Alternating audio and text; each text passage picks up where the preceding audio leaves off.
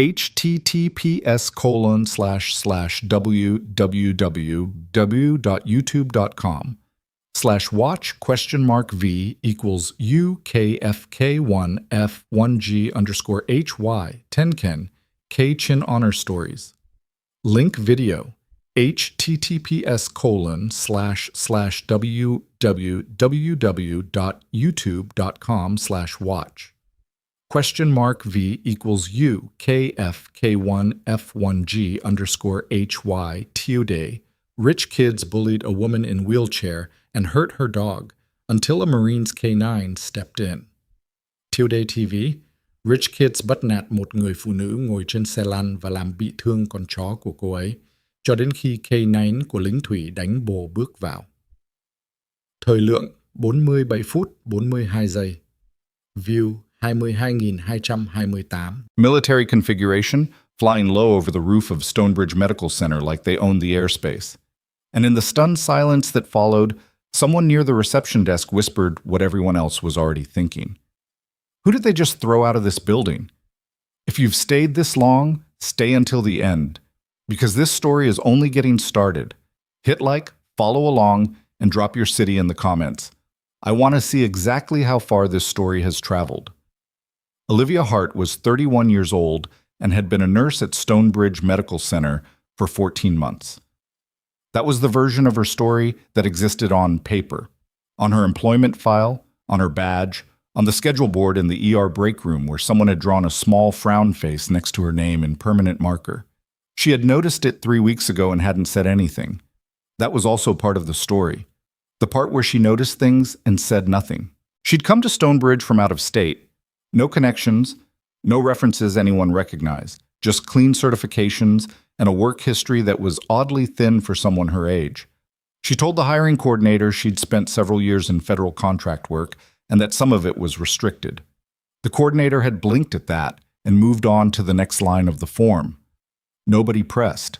Nobody was particularly curious about Olivia Hart because Olivia Hart did not demand to be noticed. She showed up for every shift. She charted carefully. She didn't complain in the break room or angle for better assignments or make alliances with the nurses who ran the social hierarchy of the floor. She was just there, quiet and competent, and that made her easy to dismiss and harder to read than anyone around her realized. The ER at Stonebridge was a 32-bed department serving a city of 200,000 people, and it ran the way most underfunded urban ERs ran, on exhaustion and improvisation and the quiet heroism of staff who'd stopped expecting anyone upstairs to notice. Dr. Randall Poe was the department's senior attending, a man of 53 who wore his authority like a coat he'd had since residency and never updated. He was not cruel exactly. He was just the particular kind of tired that makes people reflexively resistant to anything that challenges their existing framework. Olivia had clashed with him twice in her first month. After that, she'd learned to work around him, which was its own skill. The nursing staff sorted themselves into predictable camps. Dara Sims was charge nurse on evening shifts and made no secret of her opinion that Olivia was cold and probably hiding something. Marcus Ewan, who worked days and overlapped with Olivia twice a week, was the only one who regularly talked to her without an agenda. He'd bring her coffee sometimes and ask questions he actually wanted answers to, and Olivia had come to appreciate him in the quiet way she appreciated things that worked correctly. But the person who mattered most to the shape of Olivia's days at Stonebridge was a man she'd never met until 6 weeks before everything fell apart. His name was Clifton Brewer, and he was admitted through the ER on a Thursday afternoon with what looked like complications from a chronic lung condition. He was 61, heavy-set, with the kind of face that had been weathered by decades of something harder than ordinary life. He was polite to the nurses and evasive with the doctors, and he had no emergency contacts listed on his intake form, which Olivia noted because she noted everything. She wasn't his assigned nurse. She took him on because the nurse who was supposed to have him was double booked, and Brewer had been sitting in Bay 4 for 40 minutes without anyone checking his oxygen saturation, which had dropped to 89% while he sat there alone. She walked in, took one look at his color, and started working. That was the first time. After that, she kept gravitating back to him between her own assignments, not because she'd decided to. She wasn't someone who made dramatic decisions about things. It was more that he was there, and something about his chart didn't add up, and she couldn't make herself stop looking at it. His admitting diagnosis was COPD exacerbation. The labs told a slightly different story. Not wildly different, but enough that Olivia had flagged it to Dr. Poe on a Friday afternoon, presenting the discrepancy carefully and without drama. Poe had glanced at the page for about 4 seconds. It's within normal variance for his age and condition. The troponin trend concerns me, she said. It concerns you, he repeated, in the tone he used when he wanted to end a conversation. I've documented it. Good. Go document something else. She documented it again the following Tuesday, this time including a note comparing the values across 3 separate draws. The charge nurse that day, a woman named Patricia who was close with Poe, told her she was creating unnecessary noise in the chart and that the attending had already reviewed the case. Olivia said nothing and documented that interaction too. Brewer, for his part, didn't say much about his health. He said other things, slow, careful things, like a man who'd spent a lot of time measuring his words before releasing them. He asked her once if she'd ever worked anywhere unusual. She said she'd worked in a few different settings. He nodded at that, like it confirmed something he'd suspected. She asked him once about his work history, and he looked at the ceiling for a long moment before saying he'd been in logistics. The way he said it was the same way she'd described federal contract work to the hiring coordinator, the same deliberate vagueness. She recognized it because it was hers. She didn't ask again. She just kept watching his numbers. The situation with the record started in the second week of October. Olivia was pulling a double when she noticed a discrepancy between what was in Brewer's physical chart and what had been entered in the electronic system. It wasn't the kind of error that happened by accident. A specific lab value had been changed, a different number substituted cleanly for the original, and the timestamp on the revision had been set for a time when she knew for a fact the system had been accessed by someone with attending level clearance. She sat with that for a long time. Then she went to the charge nurse's station, wrote out exactly what she'd found, referenced the original values, and noted the discrepancy in a formal record. She didn't accuse anyone of anything. She just described what the numbers said. The next morning, she was pulled into a meeting with Dr. Nolan Greer, the hospital's chief medical officer. Greer's office was on the 4th floor, carpeted, with a view of the parking structure. He was in his late 50s, lean, with silver hair that looked professionally managed, and a manner that suggested he'd spent decades in rooms where he was always the most important person present. He did not offer her a seat. She sat anyway. You filed a chart discrepancy report, he said. I did. Against an attending physician. Against a data entry, she said. The numbers don't match.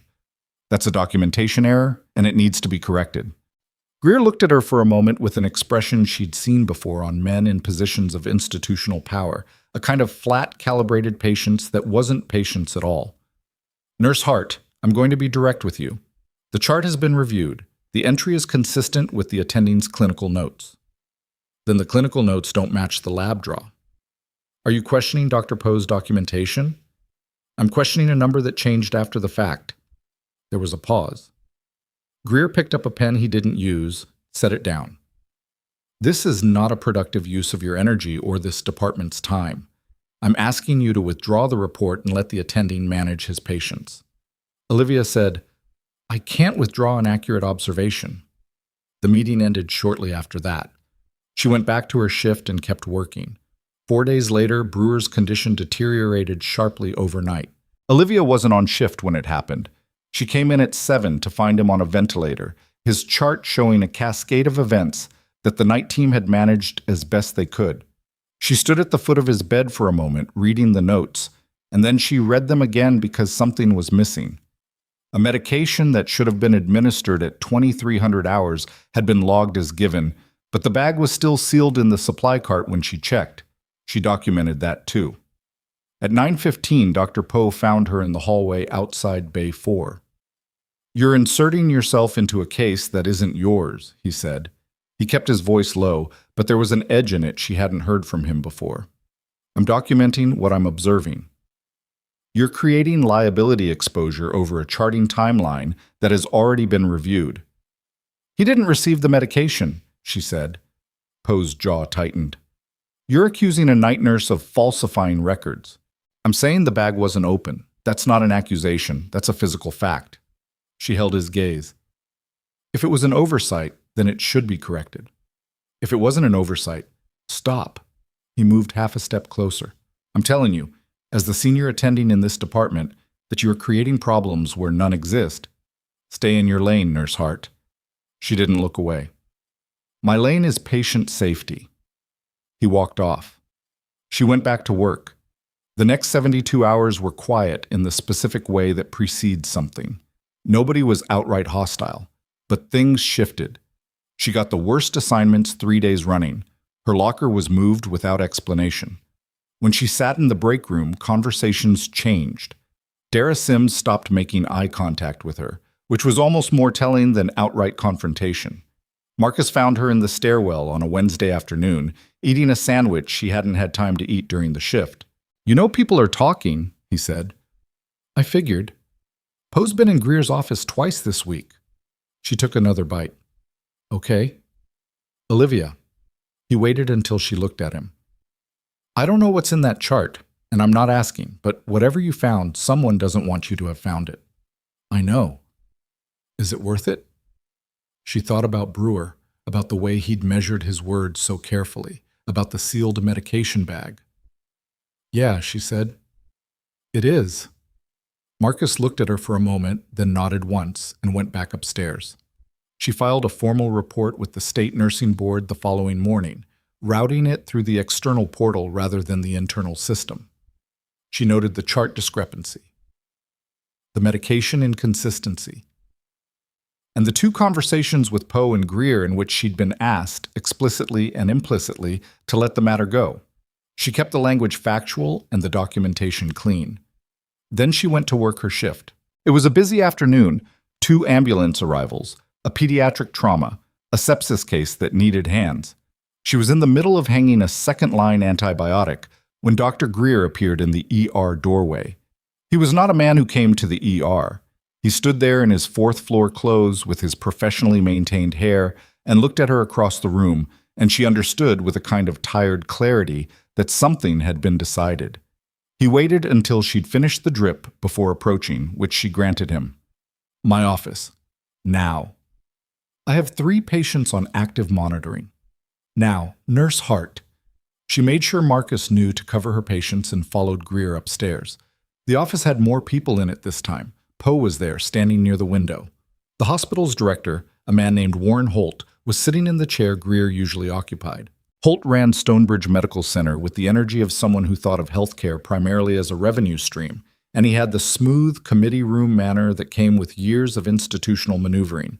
He was 50, well-dressed, and he looked at Olivia with an expression that had already decided the outcome before she sat down. She didn't sit. We've completed a review of your recent conduct, Greer began. The review took 3 days, she said. And your pattern of behavior, he continued, as if she hadn't spoken, constitutes a serious breach of professional protocols. Filing external reports without exhausting internal channels, making repeated unsubstantiated allegations against senior physicians. They were substantiated, she said. I have the original lab values and the medication log. Holt cleared his throat. Those records have been reviewed and cleared. By the same people I reported. That's enough. Holt's voice had dropped to the register that men like him used when they wanted to make it clear that the performance of patients was over. Nurse Hart, you came to this hospital 14 months ago with a thin employment history and no institutional relationships. In that time, you've created conflict with attending physicians, disrupted department morale, and now you've filed an external board complaint against this facility. He paused. We're letting you go. Something went very still in her chest. Effective immediately, he continued. You'll surrender your badge and credentials to Human Resources. Security will escort you from the building. There's a patient in Bay 4, she said. He's ventilated and his medication protocol will be handled by his assigned team. He doesn't have an assigned team. He's been falling through the cracks of this floor for 2 weeks, which is what I've been documenting. You're no longer employed here. Holt stood, buttoned his jacket. Leave your badge and go. She looked at Poe, who was studying the window. She looked at Greer, who was watching his own hands. She looked back at Holt, who held her gaze with practiced certainty, and she thought about everything she could say, every argument she could make, and she understood with cold clarity that none of it would matter in this room, to these men, today. She unclipped her badge, set it on the desk, walked out. The security guards were already waiting in the hallway. 2 of them, professional and impersonal, 1 on each side. They walked her to the elevator, down through the main corridor, through the emergency wing lobby, and she kept her eyes forward and her breathing even. A few nurses looked up. Most looked away. Dara Sims was behind the charge desk and didn't turn around. Marcus was coming around the corner from the supply room and stopped dead when he saw her. She shook her head, once, slightly, and he stood there holding a box of IV supplies with an expression on his face like she'd just told him something terrible in a language he barely spoke. The security guard on her left put his hand on her arm to steer her around a gurney that had just come through the ambulance bay doors, and that was when the alarm went off. Not a code call, something different, a hard, rolling emergency tone, the kind the hospital used for mass casualty events. She stopped. The guard on her left said, "Keep moving." The ambulance radio near the bay crackled open. Multiple vehicle accident on the Carver Street overpass, initial reports of 30 or more casualties, EMS saturated, all available hospitals activated. Then a second transmission, almost on top of the first. Structural collapse at a construction site on the east side. Trapped workers, number unknown. The emergency wing, already running at 90%, immediately spiked into something that wasn't controlled chaos. It was just chaos. Gurneys started moving, the overhead PA started calling codes. She could hear voices rising, someone calling for blood from the bank, someone else saying the trauma bay wasn't prepped. The guard on her right said, "Ma'am, we need to go." She stood in the middle of the lobby and looked through the wide glass panel into the ER. She could see exactly what was happening because she'd trained for exactly this. Trauma patients were coming in through 2 different doors simultaneously with no clear triage order. A nurse she didn't know well was trying to manage 3 gurneys with no directing physician visible. The pediatric bay had the curtain pulled, but a machine beeped from inside it in a rhythm that meant someone needed intervention immediately. "Ma'am." The guard put his hand on her shoulder. She looked at his hand, then at him. "Take your hand off me," she said quietly. Something in her voice made him do it. She pushed through the doors. "Hey!" one of them called behind her. She walked to the pediatric bay first because that was the most immediate. Pulled the curtain. A 6-year-old boy, blunt trauma, parents frantic in the corner, a nurse pressing on the wrong site. Olivia calmly moved the nurse's hands, repositioned the pressure, told the mother in a level voice to hold that spot and not let go, and called across the floor for a specific instrument kit by name and catalog number. It came.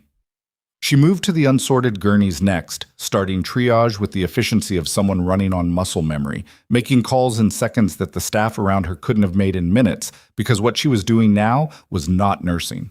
It was something older and faster, something learned in conditions that didn't exist in any civilian emergency department, and her hands remembered all of it before her mind had fully decided to be here.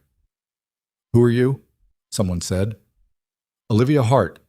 Get me a second trauma bay, and I need your most senior surgical resident right now." "She was just fired," someone else said. "Then she's fired in triaging.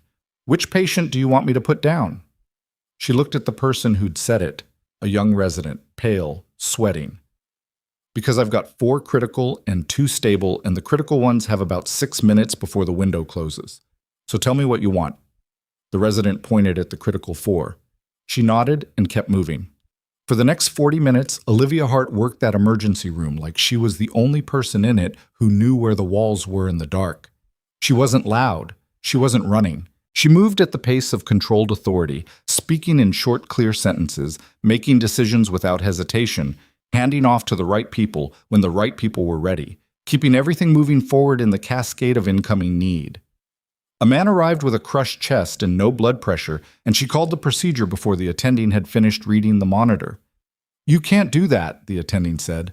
"I just did. Get me the tray." He got the tray. 2 more ambulances.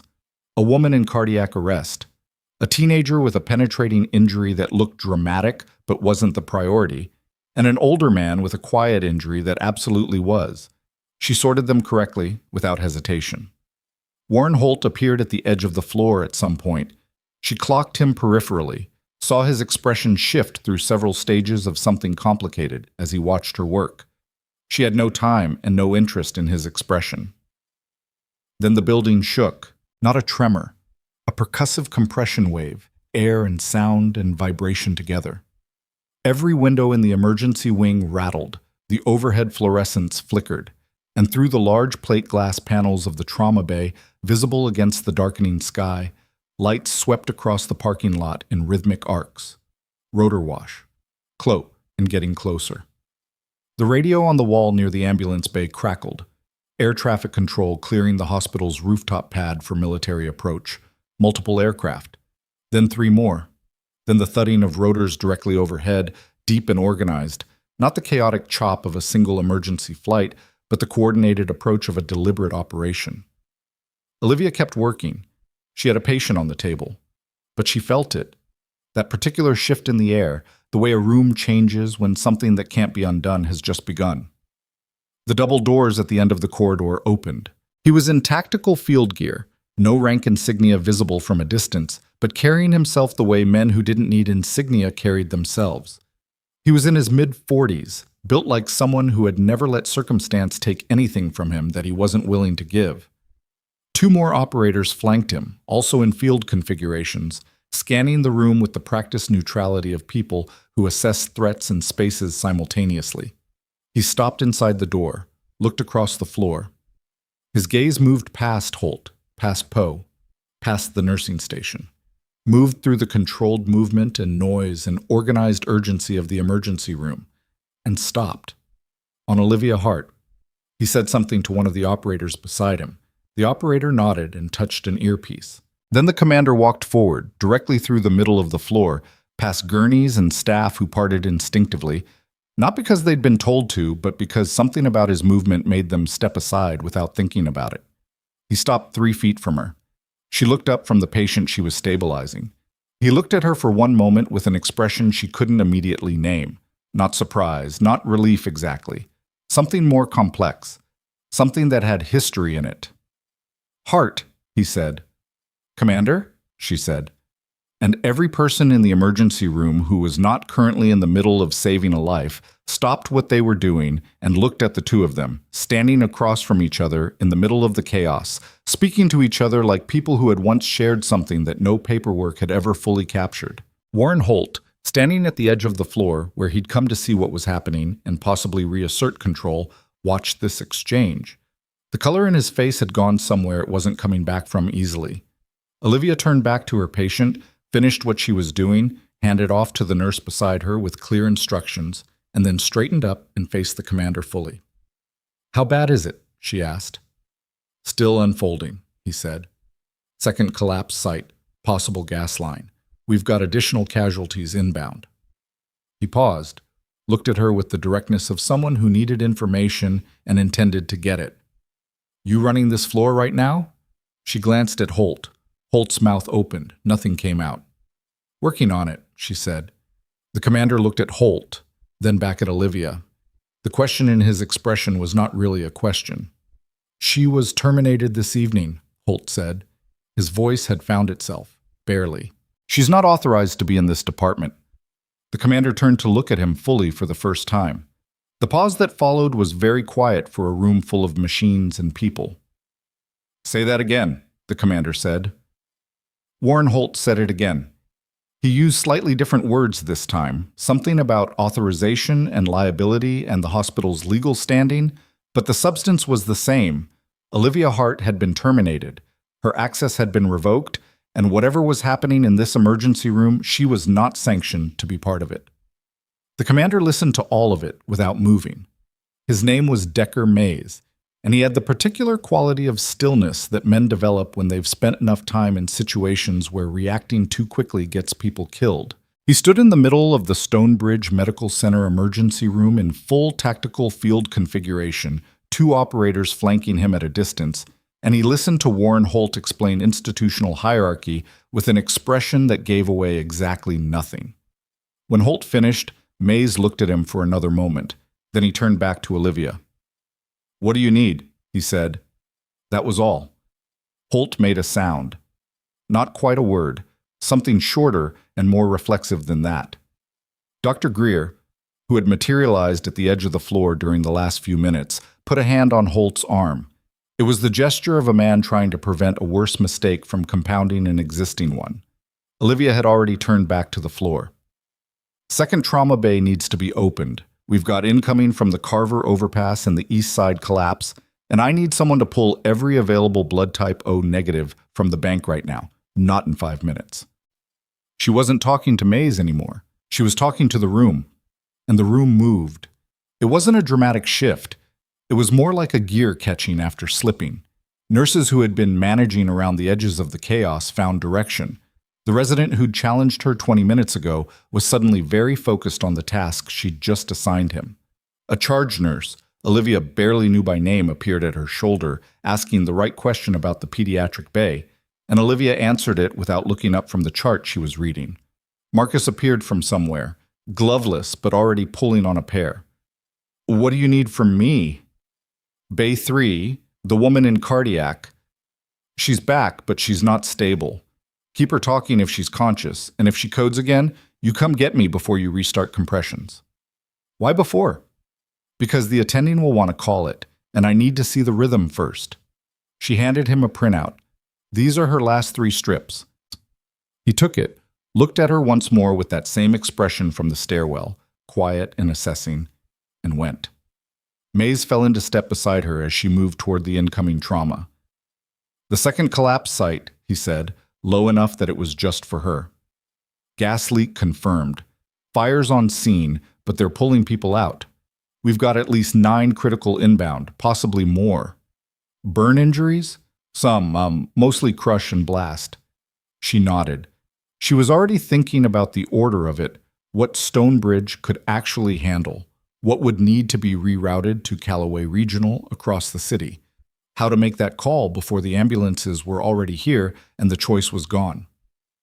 "You have a medic with your unit?" 2. "I want them in here. We're going to be short." "Done." He touched his earpiece, made the call in 4 words. She didn't thank him. She kept moving, and he matched her pace, and neither of them acknowledged what was happening between them, which was a kind of compressed history operating in real time. The shorthand of people who had once worked under conditions where every second of explanation was a second something worse was happening. Warren Holt watched them from across the floor, and the expression on his face had moved from outrage through something more complicated to a kind of hollow shock that he hadn't yet had time to process fully. Greer stood beside him. Neither of them spoke. The first wave of Carver overpass casualties arrived at 17 minutes past the hour. 9 patients in 4 minutes, 3 critical, 2 of those immediately requiring surgical intervention. Olivia called the procedures before the ambulance doors were fully open, passing orders back through the bay before the gurneys had cleared the threshold. There was a moment. She would think about it later, though not for long, because she wasn't someone who lingered on moments. When she looked up from the first critical and saw the entire floor working in concert, everyone moving in the same direction, no one crossing anyone else's path, every handoff clean. It lasted about 4 seconds. Then someone called her name, and the next thing needed doing. The second wave came from the east side collapse. These were worse. Crush injuries had a particular profile that took experience to read correctly. The damage that wasn't visible, the cascade that started internally and didn't announce itself until it was almost too late.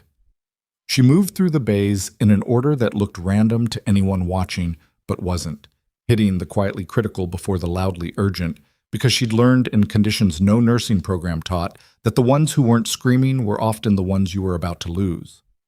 Maze's 2 medics were good, combat-trained, focused, unimpressed by chaos. They slotted into the floor without friction and followed Olivia's lead without requiring the instruction to do so, which told her something about how Maze ran his unit. It was during the second wave that she had her first real disagreement of the night. Dr. Poe had reappeared. She didn't know where he'd been during the first hour. Somewhere in the building making a decision about whether or not to involve himself, she assumed. He came onto the floor with his attending authority reassembled around him and walked directly to a patient Olivia had triaged to immediate surgical. "This one needs imaging first," he said. She looked up from what she was doing. He's got internal hemorrhage. Imaging wastes 8 minutes we don't have. You don't have the authority. He has no blood pressure and his abdomen is rigid. If you want to imaging him, that's your call, and you document it. She held Poe's gaze. But you document it. Poe's face tightened. The resident beside him looked between them and then at the patient, and Olivia watched the resident make a calculation. The kind of calculation young doctors make when they're deciding whose read of a situation they actually trust. The resident said, "She's right about the presentation." Poe looked at the resident with an expression that promised a later reckoning. Then he looked at Olivia. Then he looked at the patient, who had the pale, sweating stillness of someone the body was running out of ways to compensate for. "Get the OR on the line," Poe said.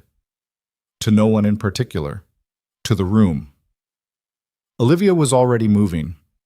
2 hours into the mass casualty response, Stonebridge Medical Center had received 31 patients, lost 2, both of whom had arrived without viable signs and had been called correctly at intake, and stabilized the rest to varying degrees. It was not a perfect outcome. It was the outcome that was possible given the conditions and the resources and the 40-minute gap at the beginning when the floor hadn't had clear direction. Olivia knew the math of it. She didn't dwell on the 2, but she knew their names. The floor began to level out around 9:45. Not quiet. An ER after a mass casualty never went quiet. It just shifted from acute surge to sustained management. But the frequency of the emergencies dropped below the threshold where everything felt like it was about to break at once. Staff who'd been running on adrenaline started to feel the edge of it. Someone in the break room was crying quietly, and someone else was probably in there not crying and holding it down in a different way. Olivia washed her hands at the sink in Bay 2 and stood there for a moment with the water running. Marcus appeared in the doorway. "You eat anything since this morning?" "No. There's something in the break room. I don't know what it is exactly." "Later," she said. He nodded. Didn't leave. "That guy. The military one. He hasn't taken his eyes off this floor for the last 2 hours." "I know. Who is he?" She turned off the water, dried her hands. "Someone from before?" Marcus was quiet for a beat. "Before what?" "Before this," she said, and walked out. Mayes was standing near the nursing station, where he'd been when the surge peaked and where he remained now that it had subsided. Not hovering, not interfering, just present in the way that people with operational authority are present when they're watching something unfold and making ongoing assessments. His 2 medics were assisting with patient transfers at the other end of the floor. He saw her coming and straightened. "We need to talk," he said. "I know." There was a small consultation room off the main corridor, glass-walled, visible from the floor, used for family notifications and difficult conversations. She went in. He followed. He didn't close the door, which she noted. "How much do you know about Clifton Brewer?" he said. She kept her expression level. 61-year-old male, admitted 6 weeks ago, COPD exacerbation as the admitting diagnosis. I have concerns about the accuracy of that diagnosis and about the integrity of his chart records. Mays looked at her for a long moment. "He's federal." She thought so. "Which agency?" "That's complicated." "Decker?" Something moved across his face at the use of his first name, not surprise, more like the acknowledgement of a register they were now speaking in. He was embedded in a financial network we've been tracking for the better part of 3 years. Infrastructure fraud, initially. It expanded. Into what? Healthcare, among other things. He paused. Brewer was building a case. He had documentation, physical records, not digital. They knew how to scrub digital, so he went old school. Paper trail, chain of custody, the whole structure. He was supposed to deliver it 8 weeks ago. What happened? He got sick. Mays said it plainly. Genuinely sick. Joe, we're not disputing the COPD, that's real. But the timing put him in a hospital before the handoff. And then things started going wrong with his treatment in ways that looked like medical mismanagement and may have been something else. Olivia was quiet. The records he was carrying, Mays said. We don't know where they are. You think they're here? We think he was smart enough to make sure they were somewhere safe before he lost the ability to make that call. She thought about Brewer's careful words, the measured vagueness, the way he'd looked at the ceiling when she asked about his work. He'd been here 6 weeks, she said. He had time to make arrangements. That's what we're operating on. Outside the glass wall of the consultation room, the floor continued its regulated motion. Nurses moving, monitors beeping, the orderly transit of a department that had been through something and was processing it. Warren Holt was visible at the far end, talking to someone she didn't recognize. Greer was beside him. Both of them kept glancing toward the consultation room. The chart tampering, she said. We saw your reports. That's partly why I'm here. Partly. The other part is the incoming situation. But yes, he met her gaze. When your nursing board report flagged through the system, it cross-indexed with an existing federal inquiry marker. That put your name on a list, and then when this, he gestured toward the floor, the residue of the evening, activated, and Brewer's location was confirmed, it made sense to come here directly. You came because of me or because of Brewer? Both, he said. But Olivia, he waited until she looked at him fully. If what we think is in those records is actually in those records, this hospital has a serious problem that goes well beyond chart tampering. She didn't ask what kind of problem. She already had a shape of it in her mind. The falsified values, the unsigned medication, the speed with which Holt and Greer had moved to silence her, the precision of it. People didn't move that fast and that cleanly to protect a doctor's ego or a department's liability exposure. They moved that fast to protect something they were afraid of having exposed. I need to see Brewer, she said. He's in the ICU. I know where he is. Mays stepped aside. She went up. The ICU on the 3rd floor was quieter than the ER, the contained technological quiet of a unit where everything was monitored and the chaos was internal and invisible. Brewer was in room 7, visible through the glass panel from the hallway. He was awake. She could see that from the door. His eyes were open, tracking the ceiling with the deliberate attention of a man thinking hard about something in the only space left to him. The ICU charge nurse, a woman named Gail, who Olivia had interacted with twice and found professionally exact, stopped her at the unit entrance. You're not credentialed for this floor, Gail said. She wasn't hostile. She was doing her job, the same way Olivia had always done hers. I know, I need 5 minutes with the patient in room 7. His name is Clifton Brewer. I can't authorize that. Can you call down and check with Dr. Mays? Gail looked at her. Who is Dr. Mays? The federal officer currently coordinating with your hospital administration. He's on the ground floor. She paused. He'll tell you the same thing I'm telling you. Gail looked at her for another moment, then picked up the phone. She made the call. She listened. Her expression shifted in the small way that expressions do when the information arriving doesn't match the framework you were operating under. She hung up. 5 minutes, she said. I'll be at the station. Thank you. Brewer heard her come in. He turned his head without the IV lines going taut. He'd learned how to move around them, which meant he'd been awake a lot. His eyes found her, and he said, without preamble, I was wondering when they'd send someone. Nobody sent me, she said. I came on my own. He studied her. They fired you. Yes. And you're still here. Apparently. She pulled the chair close to the bed, not to create an intimate setting, but because she didn't want to be overheard. Mr. Brewer, I need to ask you something directly, and I need you to be direct back. That's the only way I know how. The people running this hospital have been altering your chart. I documented it, I reported it, and then I got fired for it. Tonight, a federal officer arrived asking about you. So tell me, what's in this hospital that they're trying to protect? Brewer looked at her for a long time. Outside the room, through the glass, the ICU proceeded in its careful, monitored way. You know what I used to do? He said finally. I know it wasn't logistics. Something that was almost a smile moved across his face. Financial forensics.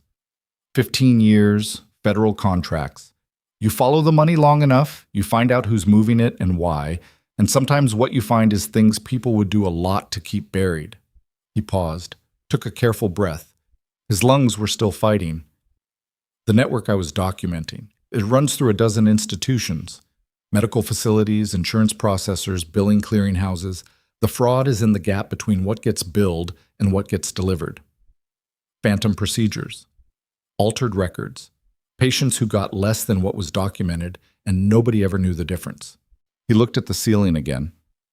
Sometimes the patients died of what they didn't get. She sat with that. I built the case over 3 years, he said. Every piece of it physical, sourced, verified. I got sick before I could deliver it. Ended up here. He closed his eyes for a moment. I wasn't going to let it disappear. Where is it? She said. Someone I trust has part of it. The rest... He stopped. The door opened. It wasn't Gail. It was a man in hospital administration scrubs. She recognized him from the 4th floor, one of Greer's office staff, a man she'd seen twice in passing and filed away without consciously deciding to. He had a tablet in his hand and the specific kind of purposeful expression that people wear when they're doing something they've been told to do and are trying to look like they're doing something routine. He stopped when he saw Olivia. She stood up. "Patient consult," she said, with the level voice of someone who belonged exactly where they were. "I'll be done in a moment." He didn't move. He looked at Brewer, then at her. His hand shifted on the tablet and she caught the angle of it. He wasn't looking at records, the screen was showing a text thread, and he was reading something that had just come in. "This unit is restricted," he said. "I have clearance for this visit." "From who?" "From the federal officer coordinating with your administration. You're welcome to check with Dr. Greer." She said Greer's name deliberately, watching the man's face. The reaction was small, but it was there. A tightening around the eyes, a half-second recalibration. "I'll need you to leave," he said. "I'm leaving in 2 minutes." She turned back to Brewer, blocking the man's line of sight to the patient. Brewer was looking at her with an expression that had sharpened considerably in the last 30 seconds. She leaned slightly closer. "Is there anything I should know before I go?" she said quietly, like she was asking about his pain level. Brewer's eyes moved to his left wrist, a brief flicker, then back to her. She straightened. "Thank you, Mr. Brewer. I'll check on you in the morning." She turned and walked toward the door.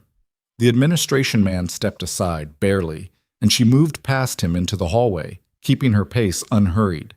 She heard him follow her out, heard him take the opposite direction toward the nursing station. She waited until she was at the stairwell door.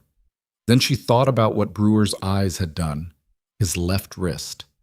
He'd looked at his left wrist. She stood in the stairwell and thought about every time she'd been in that room over the past 6 weeks.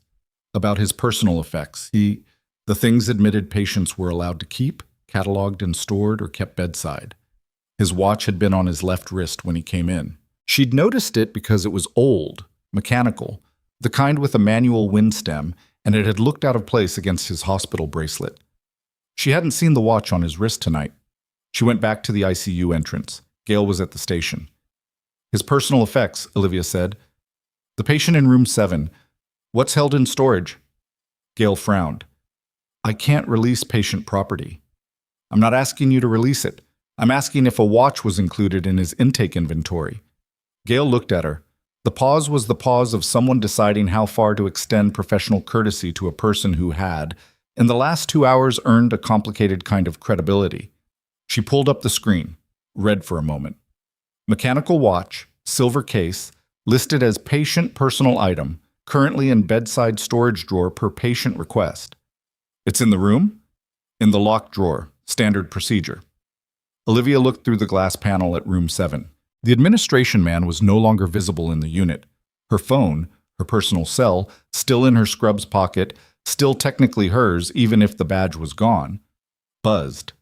She looked at it. A text from a number she didn't recognize. "They know you talked to him. Get out of the unit now." She looked up. The door to the stairwell at the far end of the ICU corridor opened. 2 men she'd never seen before came through it. Not hospital staff. Wrong posture, wrong gait, wearing the right clothes badly the way people do when the clothes are a cover for something else. They were moving toward her with the kind of purpose that didn't belong in an ICU hallway at this hour. And the one on the right had his hand near his jacket pocket in the specific, practiced way that she recognized on a level that bypassed thought entirely. Every trained instinct she had went cold and sharp and absolutely clear. She turned to Gale. "Lock down this unit," she said, "right now. Do not let those two men pass the entrance. Call security, not the hospital security. Call 911. "What? Right now, Gale? I'm not asking." She was already moving. She went through the door at the end of the corridor before they reached the unit entrance, moving fast but not running, because running in a hospital makes people look, and right now, she needed the opposite of that. The stairwell swallowed her, concrete and fluorescent light, and the distant sound of the building's mechanical systems. And she took the stairs up instead of down, because down was where they'd expect her to go, and she needed 30 seconds to think before she made another choice. Third floor to fourth. She pushed through the door at the landing and came out into the administrative wing, carpeted, quiet. The kind of hallway that smelled like recycled air and institutional decision-making. The offices were dark at this hour, except for one at the end, Greer's, where light showed under the door and two voices spoke in the tightly modulated register of people having a conversation they believed was private. She pressed her back against the wall beside the door. "Greer. They don't have anything." She talked to him for 5 minutes with a nurse monitoring the whole unit. Second voice, male, one she didn't immediately place. 5 minutes is enough. You know what he knows. "Brewer doesn't have the documentation on him. We swept the room 3 times. "Then we're handling it." "You're not handling it. You fired the one nurse who'd been asking the right questions, and now there are federal operators on your floor, and a 911 call just went into dispatch from your ICU. That's not handling anything, Nolan. That's a controlled situation becoming uncontrolled." A pause. The sound of something being set down on a desk. "Greer, what do you want me to do?" "I want you to find out what she knows and how much of it she's already passed to the military officer. I want that done in the next hour." "She's not going to..." "I don't care what she's going to. I'm telling you what needs to happen." Silence. Then footsteps moving toward the door. Olivia was already 6 feet down the hallway, walking at a moderate pace, facing away, by the time the door opened.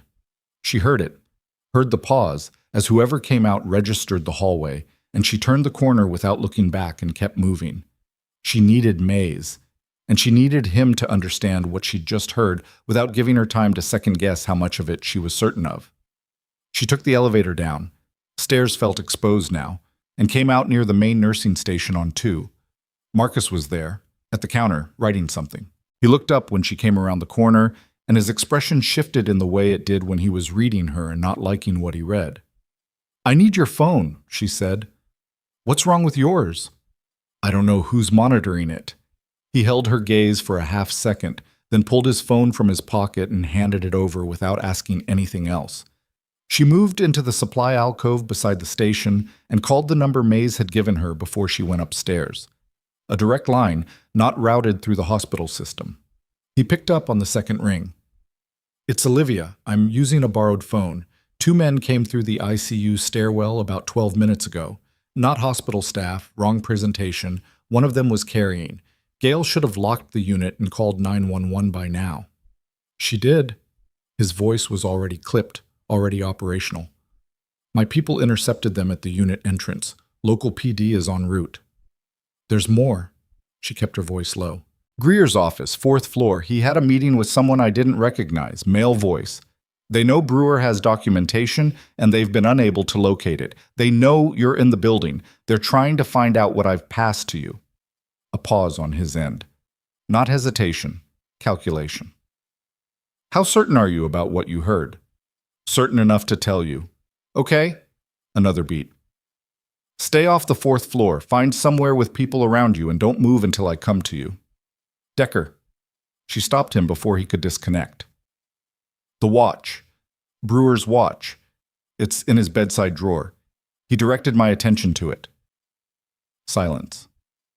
"Get to it before they do," she said. The line clicked. She stood in the supply alcove for a moment. The hospital moved around her.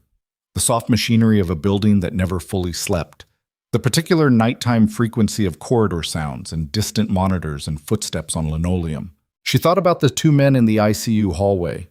She thought about Greer's voice through the door, the way it had sounded less like a man managing a crisis and more like a man receiving instructions, which was a different thing entirely and told her something about where the actual authority in this situation lived.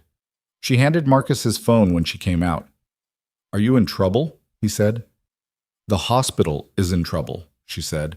"Whether that extends to us specifically depends on the next hour." "That's not comforting." "No." He was quiet for a moment. Then, "What do you need?" She thought about it. "Stay on this floor. If anyone from administration comes down here asking about me or about Brewer, you didn't see me and you don't know anything about the watch. Can you do that?" "I don't know anything about a watch," he said, "because you haven't told me anything about a watch." "That's exactly right." She went back to the ER. The floor had settled into its post-surge state. Still busy, still full, but the frequency had dropped from overwhelming to manageable. The two military medics were still assisting, now running alongside the regular staff with the practiced ease of people who adapt fast. One of them, a young woman, compact and precise, who'd barely spoken all evening but had done everything correctly, caught Olivia's eye as she came through the doors. "Your heart?" the medic said. "Yes." "Commander said to tell you he's on 3. She paused. "And to not go to 3 yet." Olivia read the implication. He's handling something. He's handling 2 somethings. The third thing is the paperwork coming in from the federal liaison, which he said is going to make tonight look simple. She turned back to her patient without ceremony. His words. Olivia found an empty section of counter at the nursing station and stood there. She needed to be still for a moment. Her feet hurt. She'd been on them for 11 hours. First a full shift and then the surge and then everything after. And the fatigue was working its way into the back of her eyes in a way that she could manage for a while longer, but not indefinitely. She thought about what Mays had told her. A financial network running through healthcare infrastructure. Phantom procedures. Altered records. Patients who'd received less than what was documented. She thought about Brewer's exact words. Sometimes the patients died of what they didn't get. She thought about the sealed medication bag. She pulled a fresh incident report form from the station's supply drawer, paper, not electronic, and started writing.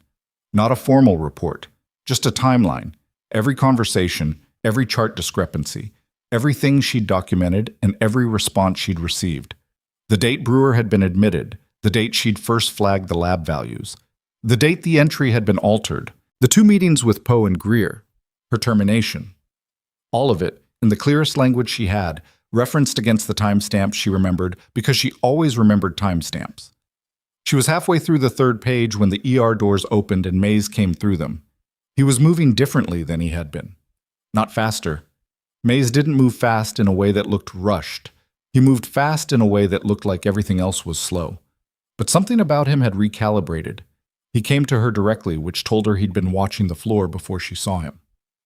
"The watch," she said. "We have it." He glanced at the papers she was writing on. "What are those?" "A timeline. Everything I documented and witnessed in order." She kept writing. "If what you're dealing with is as large as Brewer described, you're going to need witness statements. Mine is going to be detailed and clean." He looked at her for a moment. "You're writing your own affidavit." "I'm writing a clear account of what I observed. What you do with it is your business." She finished the sentence she was on. "What was in the watch?" He didn't answer immediately, which was itself an answer of a kind. A micro-storage unit embedded in the casing, the kind that's meant to look like a mechanical component. Whoever did it knew what they were doing. He paused. "The files on it are encrypted. We're working on that now." "But it exists." "It exists." She nodded and kept writing. Mays pulled up a stool and sat, which surprised her slightly. She'd expected him to stay standing, to stay operational, but he sat, and he was quiet for a moment, watching her write. And then he said, "You know, this is going to get complicated." "It's already complicated." "More complicated. When this opens up, and it's going to open fast once we crack that encryption, there are going to be inquiries, depositions, hearings. You're going to be a central witness." "I know. And they're going to try to undermine your credibility. Your employment history, the gaps in your record, the reasons you left your previous position. Let them. She turned a page. I know what I did and what I didn't do, and it's all in a file that people with the right clearance can access. If that's the game they want to play, it won't go the way they're hoping. He was quiet for another moment. Then, in a different register, quieter, less operational. It's been a long time. 3 years, she said. You dropped out completely. I needed to. She didn't elaborate. He didn't push. That was one of the things she'd always been able to rely on about Decker Mays. He understood the shape of things that didn't need to be spoken. You're good at this, he said. The floor tonight. You know that. I know what I'm trained for. That's not what I said. She looked up from the paper. He was watching her with an expression that wasn't soft. Mays didn't really do soft, but had something in it that was close to what other people meant by that word. Don't, she said, not unkindly. He nodded once. Stood. Back to operational. The 2 men from the ICU are in custody, he said. Local PD. They're not talking, which tells us who they're working for better than talking would. We've got federal attorneys on the phone with the DA's office now. This is going to move tonight. And Greer? And Holt? And whoever was in that office with Greer, we're pulling building access logs to identify him. He looked at the doors. They're still in the building, which is either arrogance or desperation, and I'm not sure which is worse for us. It's desperation, she said. Arrogant people leave when the situation shifts. Desperate people stay because they think there's still something to salvage. He considered that. The documentation Brewer built, if the encryption is cracked and the files are what we think they are, we're not talking about one hospital. We're talking about a network. Multiple facilities, multiple states, coordinated billing fraud over at least a decade. He paused. The number of affected patients is going to be significant. How significant? He met her eyes. We don't know yet. That's part of what we're going to find out. She looked back at her papers, wrote 2 more lines. Then she said, without looking up, the 2 people we lost tonight, in the surge. I saw the report. I want to know if their outcomes would have been different, under different circumstances, if the floor had been properly staffed and directed from the beginning. Olivia, I'm not looking for reassurance. I'm asking a clinical question. He was quiet for a moment. That's going to be part of the inquiry regardless. I know. I want to know the answer for myself, separate from the inquiry. He didn't tell her not to. He understood that she was going to carry those 2 names regardless of what any review board concluded, because that was the particular burden of people who were trained to save lives and who lived inside the math of the ones they couldn't. He understood it because he carried his own version of the same weight, and there was no resolution for it, only the continued work of doing the next thing correctly. I'll send you the incident summary when we have it, he said. She nodded. He left. She finished the timeline. 4 pages, dense and precise, every material fact she could reconstruct from memory. She dated each entry, noted the presence or absence of witnesses, flagged the points where she had documentary evidence versus recall. When she was done, she read through it once, made 3 small corrections, and folded the pages into her scrubs pocket. Then she went to find Warren Holt. He wasn't hard to locate. He was in the administrative conference room on the main floor, a room with a long table and glass walls visible from the corridor, which meant he either hadn't thought about being visible or was past caring about it. He was sitting at the head of the table with his phone in both hands and a look on his face that she associated with men who were revising their understanding of how badly things had gone. Dr. Greer was not with him. That was interesting. She opened the conference room door and walked in. Holt looked up. His expression cycled through several things quickly. Surprise, anger, and then something underneath both of those that she recognized as fear doing its best impression of authority. You have no business being in this room, he said. I have a few things I'd like to say while I have the chance. She sat down, not because she was being defiant, but because she'd been on her feet for 11 hours, and she was tired and sitting felt like a reasonable choice. I want you to know that I understand what happened here, and I want you to understand that I understand it, because I think it matters that you know before the next few hours make it impossible to have this conversation. He stared at her. What are you talking about? Brewer's records. The encrypted storage, the alterations to the chart, the medication that wasn't given, and the meeting in Greer's office tonight where someone told him to find out how much I'd passed to the military officer. She kept her voice level, factual, the same voice she used for clinical reports. I'm not telling you this to threaten you. I'm telling you because you should know how much of what happened here tonight is already documented and in federal hands. His face had gone through something complicated and arrived somewhere pale. I also want to tell you, she continued, that 2 patients died tonight during the surge. You can look at the record and tell yourself they arrived without viable signs, and you'd be technically correct. But what I know, and what I'll be asked in a deposition at some point, is what the floor would have looked like with full, competent staffing from the beginning. That's a question with an answer, and the answer is not going to look good in the context of why this department has been losing experienced staff for the past 2 years. You can't, he stopped, started again. You were fired for cause. I was fired because I documented what I found, which is going to be a very instructive sequence of events when it's laid out in front of a federal review board. She stood. I'm going to go check on my patients. I'm still calling them that because they are. She moved toward the door. Mr. Holt, whatever you're about to do in the next hour, whatever call you're thinking of making, whatever version of events you're working on, I'd encourage you to think carefully about the difference between what can be explained and what can't. She left him in the conference room with his phone in his hands. The ER received 2 more ambulances between 10:40 and 11:15, a fire from a residential building on the south side, 3 people with smoke inhalation, and 1 with second-degree burns covering 30% of his body.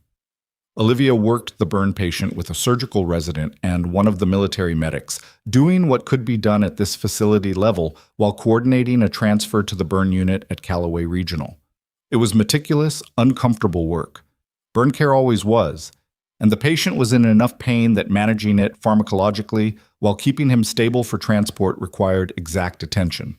She gave it that attention. She didn't think about Holt or Greer or the conference room or the papers in her pocket. She thought about this man, his name, which was Porter, age 44, who had gone back into his building for his dog and gotten the dog out and then gotten trapped in the stairwell on the way down. The dog had survived. She didn't know why she found that relevant, but she did. Porter was stable for transport at 11:40. She watched the ambulance leave through the bay doors and stood there for a moment in the cold air with the smell of exhaust and night on her face, and she allowed herself 10 seconds of not managing anything. Then she went back inside. Mays found her at 11:53. She could tell from the way he was moving that something had broken open. Not collapsed, broken open, the way an investigation does when the first major piece of evidence cracks and everything compressed behind it starts moving at once. The encryption, she said. 2 hours of work and we're through. He kept his voice low, but there was something in it she hadn't heard all evening, a coiled intensity. Not excitement exactly, but its colder, more professional cousin. The files are extensive. We're talking organized documentation, financial records, billing data, internal communications going back 9 years, names, dates, specific procedures that were billed and not performed, specific patients. He paused. And specific payments to specific individuals at specific facilities. How many facilities? 14 so far. Our analysts are still reading. He looked at her directly. Stonebridge is in there. So is the billing processor they use. So are 2 names that you would recognize if I said them, which I'm not going to do in this hallway. She understood. Greer. He didn't confirm or deny it. He didn't need to. Federal warrants are being drafted as we speak, coordinating with the U.S. Attorney's Office in this district. We're looking at simultaneous action. You don't give people in a network like this time to communicate once you move. When? Soon. Tonight, if the warrants clear fast enough. He looked at the floor, then back at her. I need you to understand what's about to happen to this building.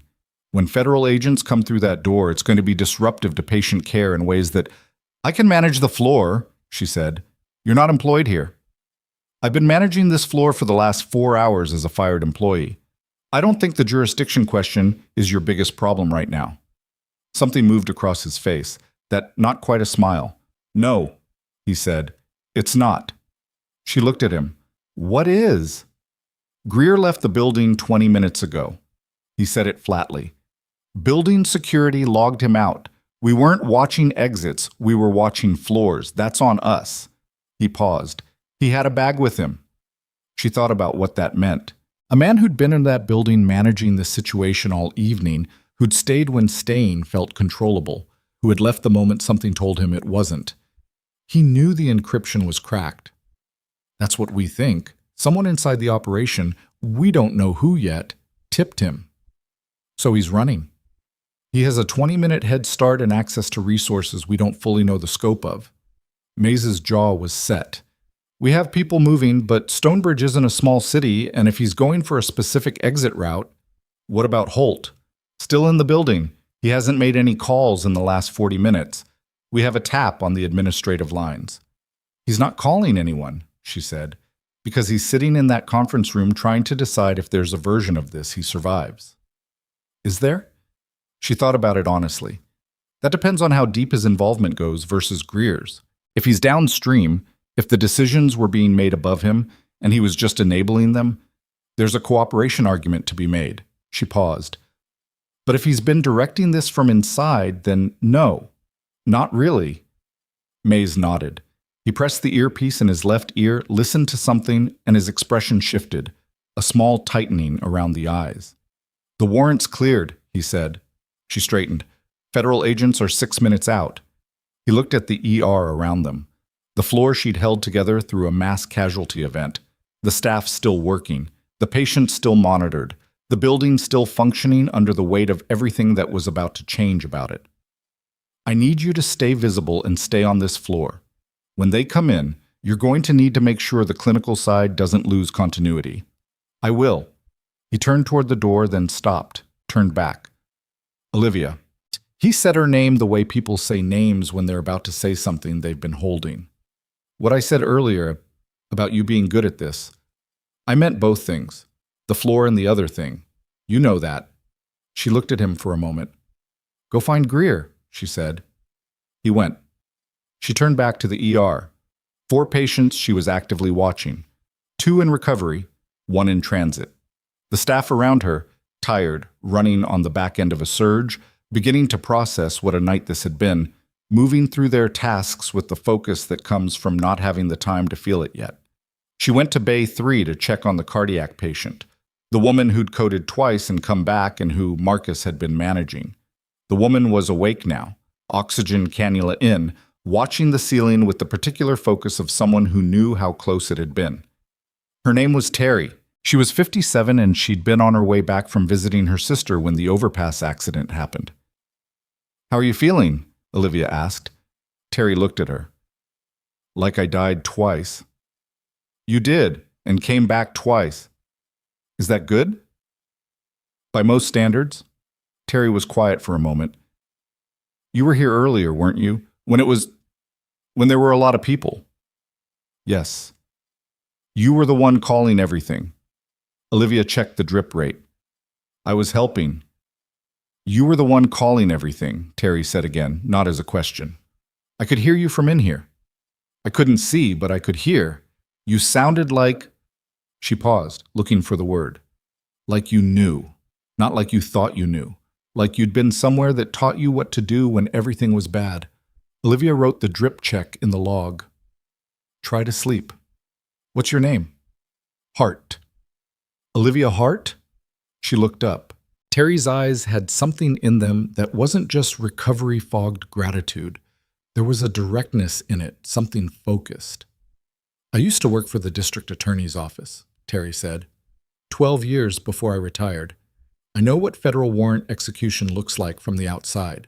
I heard those agents on the radio in the ambulance, their protocol language. She paused. What's happening in this building tonight? Olivia stood straight, and then the sound arrived. Multiple vehicles, the distinctive compression of doors opening in rapid sequence, the particular organized movement of people entering a building with authority and purpose. Federal agents. Coming through the front entrance. Olivia and Terry both looked toward the ER doors through the glass panels, at the movement in the main lobby. Uniformed agents splitting into 2 teams, moving with practiced speed. Then the overhead PA crackled. And the voice that came through it was not the hospital's automated system. It was not a code call. It was a voice she recognized, one of Maze's operators, using the hospital PA to issue a building-wide directive that told everyone inside these walls, all at once, that what was happening was not a drill and not a mistake. And beneath the sound of the PA, from somewhere in the upper floors, a fire alarm started screaming, not triggered by smoke, triggered deliberately. Olivia was already moving toward the stairwell door before the second alarm joined the first. The fire alarm was still screaming when Olivia hit the stairwell door and took the stairs two at a time toward the second-floor landing. Not because she thought there was a fire, the alarm had the wrong character for that. Too clean, too immediate. The kind of activation that happens when someone pulls a manual station rather than when heat or smoke triggers a sensor. Someone in this building had just bought themselves a reason to move people. She stopped on the second-floor landing and thought about that for 3 seconds. A manual pull station. On an upper floor, most likely. The sound had the slight delay of distance when it came through the PA. Someone who needed the building in motion. Someone who needed staff looking at evacuation routes instead of at them. Greer had a 20-minute head start and was already gone.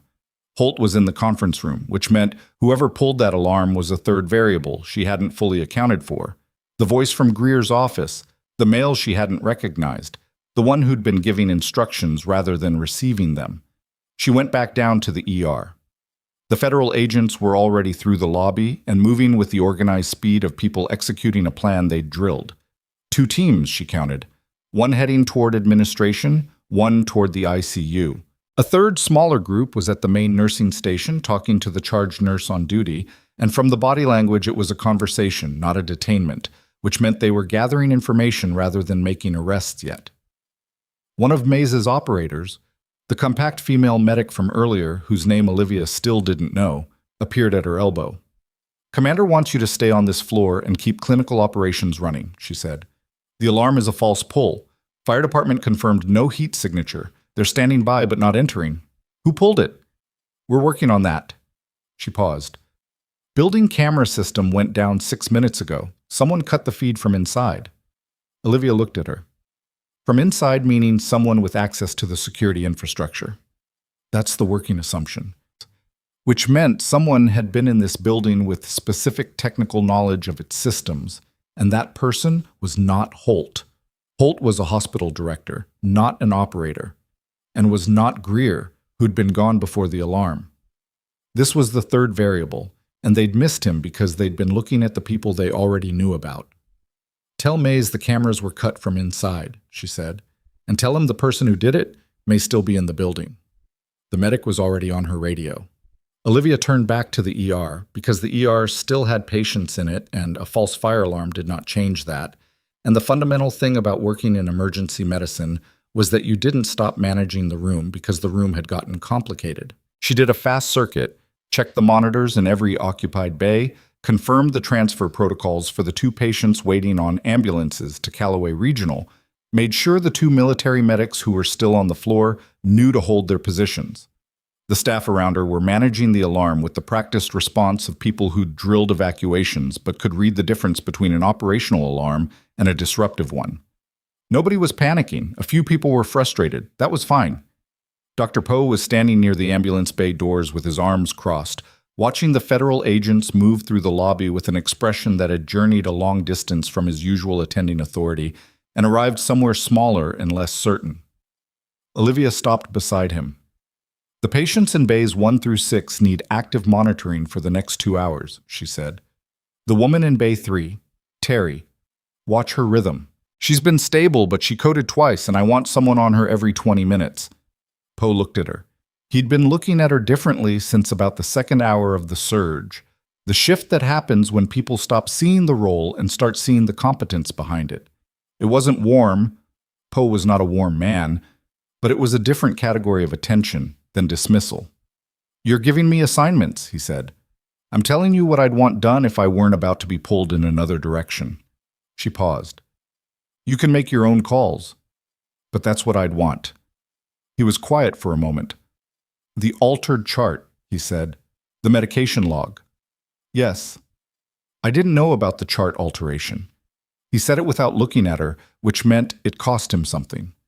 I knew the medication timing was irregular. I should have looked harder at that. It wasn't an apology. She hadn't expected one and didn't need one. Poe. She waited until he looked at her. Bay 3, 20-minute checks. He nodded, once, and went. The federal agent running the administrative team was a woman named Castillo. Olivia caught her name from the brief exchange at the nursing station. Castillo was in her 40s, methodical, with the particular efficiency of someone who'd done this kind of work long enough that the size of the operation didn't change the process. She came to Olivia at 11 minutes past midnight with a recording device in her hand and a form on a tablet. "You're Olivia Hart," she said. Not a question. "Yes." "We have your timeline document. Commander Mayes gave us a copy. I need to ask you some follow-up questions when you have a window." "I have a window now if you make it 10 minutes. Castillo made it 9. She asked clean, specific questions and wrote down the answers without editorializing, which Olivia appreciated. She wanted to know the exact sequence of the chart discrepancy discovery, the precise content of the Greer meeting, and the specific moment and words when Holt had terminated her employment. Olivia gave her all of it, exact and sequential, and Castillo noted it without expression. "One more," Castillo said. "The man in Greer's office tonight. You heard his voice but didn't see him." "Correct." "Could you identify the voice if you heard it again?" Olivia thought about it. The voice had been in the mid-baritone register, measured, with a slight flatness to certain vowels that suggested either regional origin or controlled affect. "Probably," she said.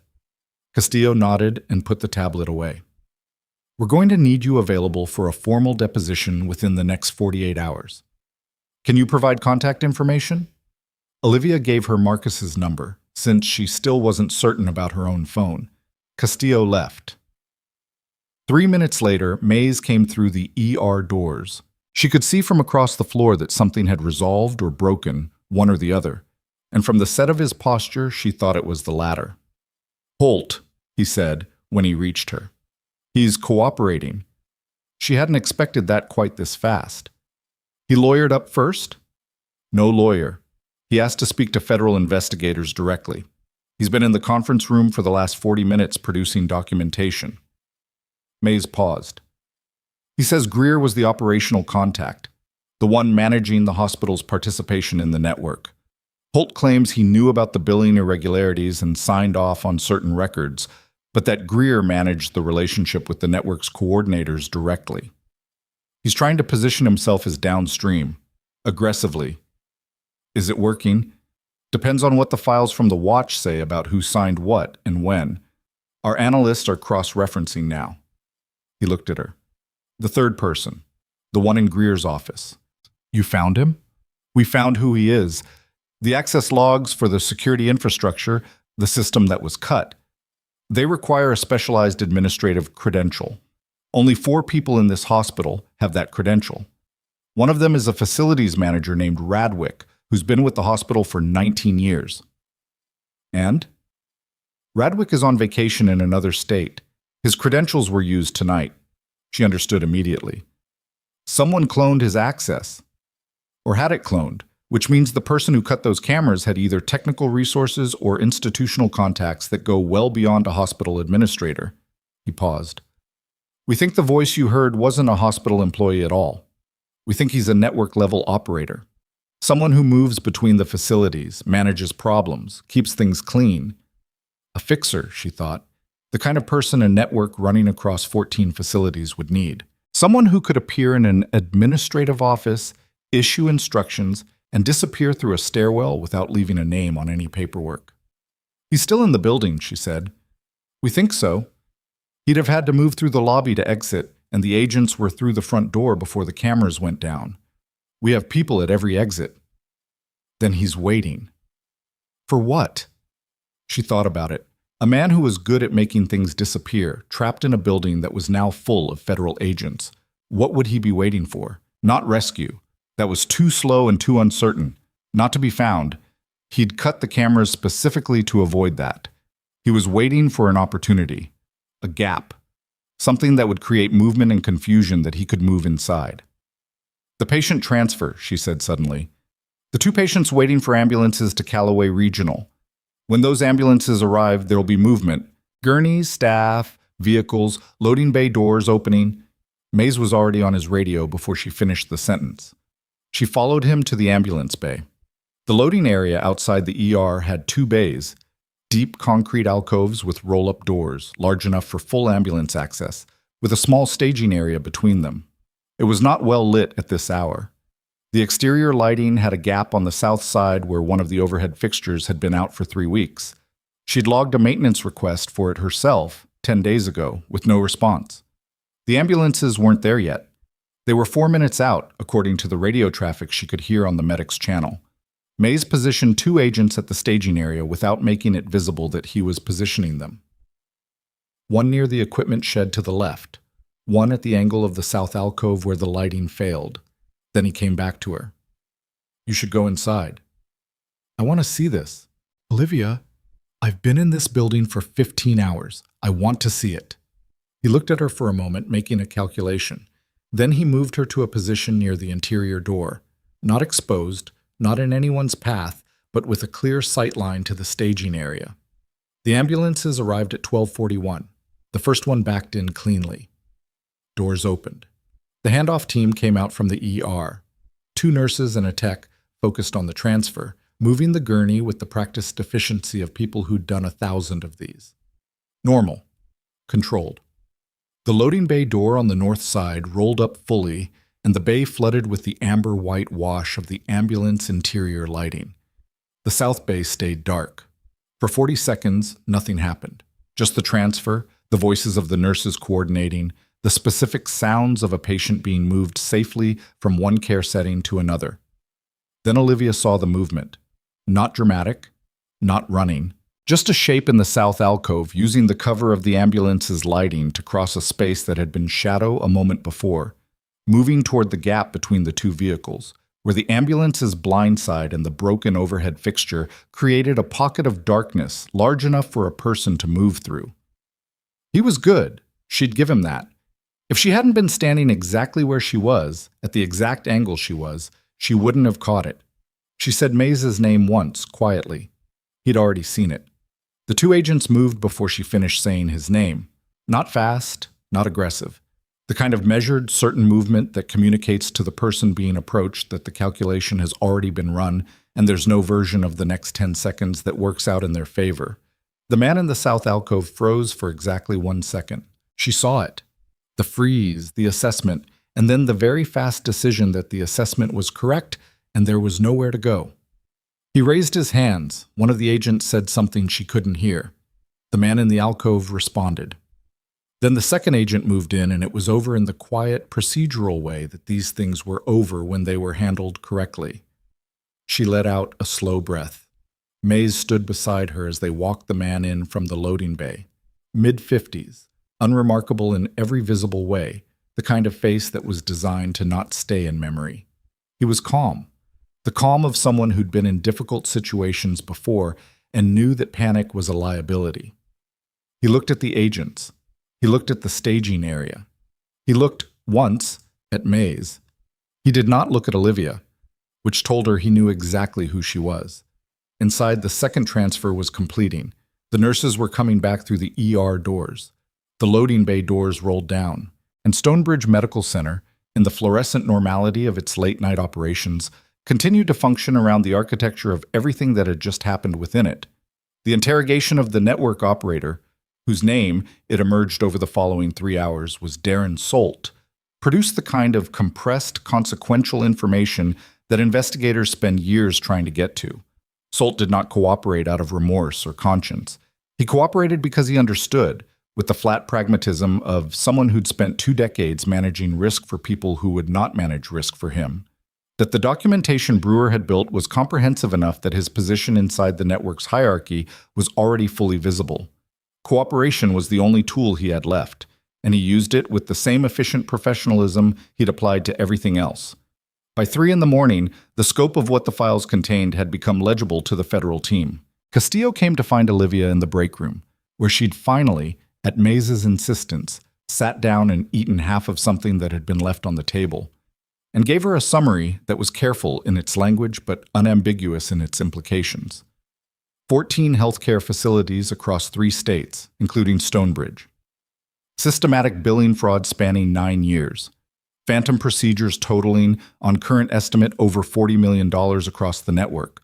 Altered records in at least 600 patient files. 31 documented cases where treatment deviations, medications not given, procedures not performed, monitoring not done, had resulted in adverse patient outcomes. 11 of those patients had died. Not all of those deaths could be directly attributed to the treatment deviations, but enough of them could that the criminal exposure was, in Castillo's careful language, significant. Olivia sat with that number for a moment. 11. The Stonebridge cases, she said, specifically. 4 adverse outcomes with documented treatment deviation. 2 deaths among those 4. Castillo paused.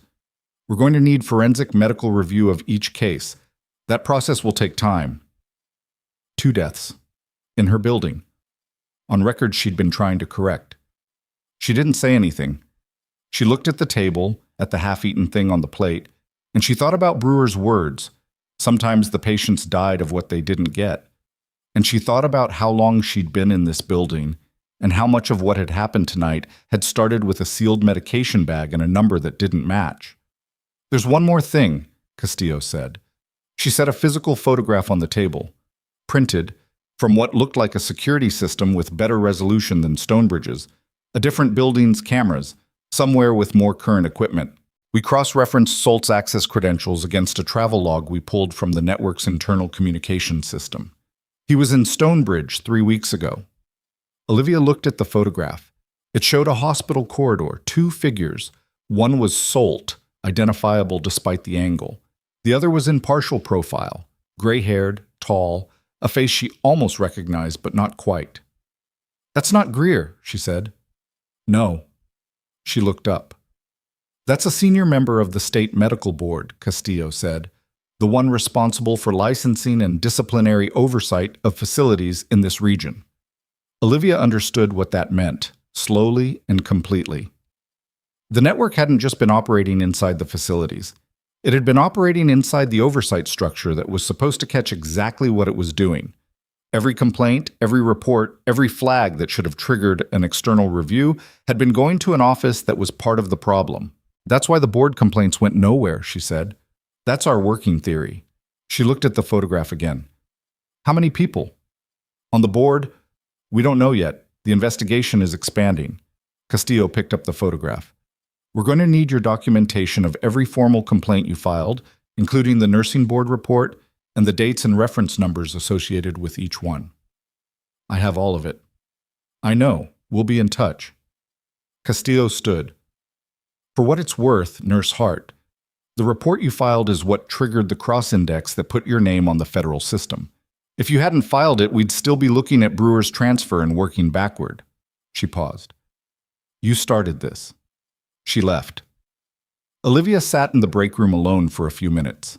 The building around her had taken on the particular quality of a place that has been permanently altered, not visibly, not yet, but in the way that all the subsequent activity would be oriented in relation to what had happened tonight, the way a landscape reorients around something that's changed its fundamental geography. Greer was found at 4:17 in the morning, not by Mays's people, by local law enforcement, at a budget motel off the Western Bypass, 9 miles from the hospital. He'd made it further than Mays had thought he'd get, which spoke to preparation. He'd had a go-bag, cash, a vehicle he'd pre-positioned. What he hadn't accounted for was a toll camera on the westbound approach to the bypass, timed and recorded, that put his vehicle on a specific road at a specific time, and a patrol officer who'd received the bolo and knew that road well enough to make a quick assessment about the limited number of places someone would stop on it at 4 in the morning. Mays relayed the information to Olivia with the brevity of someone delivering a status update. They have him. He's being transported. Is he talking? Not yet. His lawyer arrived fast, which tells you something about how prepared he was for this possibility. She thought about Greer in his office on the 4th floor, managing her out of her employment with the smooth efficiency of a man who'd done it before. She thought about the specific quality of his manner, not cruel, Not even particularly aggressive, just utterly certain that the institutional machinery moved in the direction he pointed it. The certainty of a man who'd been protected for a long time. The board member, she said, in the photograph. Federal warrants issued 40 minutes ago. We're coordinating with the state attorney general's office. He paused. This is going to be a long process, Olivia. Months, possibly years for the full scope of it. I know. You're going to be in the middle of it. I know that too. He was quiet for a moment. Outside the break room, the ER was entering its pre-dawn frequency. Quieter, the night having processed its emergencies. The building settling toward the shift change that would bring fresh staff and the slow recalibration of a morning. Through the break room window, she could see a slice of parking lot, and in it, 3 federal vehicles still positioned alongside the hospital's ordinary infrastructure. Holt, she said, still cooperating. His attorney arrived an hour ago, and they've been in there since. Mays paused. He's giving them the financial records. The hospital's internal copies, separate from anything the network was managing. Apparently he kept parallel documentation. Whether that was self-protection or something else, I don't know. What happens to the hospital? It stays open. Patients don't stop needing care because the administration is under federal investigation. There'll be interim management placed while the inquiry runs, probably a federal monitor for the duration. He paused. The staff? Most of them had no idea. Poe didn't know the full scope of it based on what we can see. She thought about Poe, about Bay 3, 20-minute checks, about the expression on his face when he'd said, I should have looked harder at that. Poe knew enough, she said. Not everything, but enough. That'll be for the review board to assess. She nodded. The shift change happened at 6. New nurses came in, fresh and carrying coffee, processing the sight of federal vehicles in the lot, and the federal presence still visible in the building with the varied reactions of people absorbing a situation they'd heard about secondhand during a drive-in. Some of them found Olivia and asked direct questions, which she answered as directly as she could without speculating about what she didn't know. Some of them just looked at her with an expression she didn't immediately categorize. Marcus found her at 6:40, near the end of what had been a 15-hour stretch on her feet. You need to sleep, he said. I know. Is it done? She thought about Greer in custody, Holt cooperating, Solt in federal detention, the board member whose name she'd seen on a warrant, the 14 facilities, the $40 million, the 11 patients, the encrypted files on a watch in a bedside drawer that an old man with damaged lungs had protected with meticulous, quiet, determined care. It's not done, she said, but it's started. Marcus nodded. He'd known her long enough now to understand the difference and to understand that the difference mattered to her. There's a reporter outside, he said. 2 of them. They have cameras. Already. Word travels. He paused. Castillo spoke to them. She's managing what they can report about the investigation. What about the hospital side of it? Nobody's authorized to speak. He tilted his head slightly. Which means they're going to want to talk to the nurse who ran the ER floor during a mass casualty event and then got swept up in a federal investigation on the same night. I'm not talking to reporters. I didn't think you were. He looked at her steadily.